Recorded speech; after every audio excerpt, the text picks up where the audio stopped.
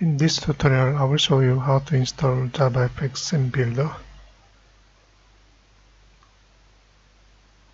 Let's go to Kulun's website.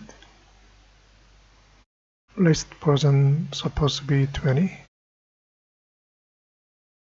So I will download Windows installer. You may need Java 11 or higher. I'm going to use Java 21 long-term editions with Java SceneBuilder. Install anyway on Windows 11. Next.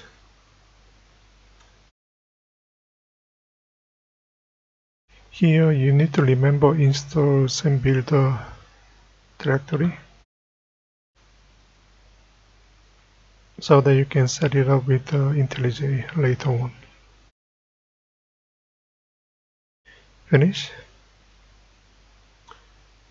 So when you start InstallJavaFX, this is a 2023.2.2 customize all settings under language and frameworks. You can see JavaFX.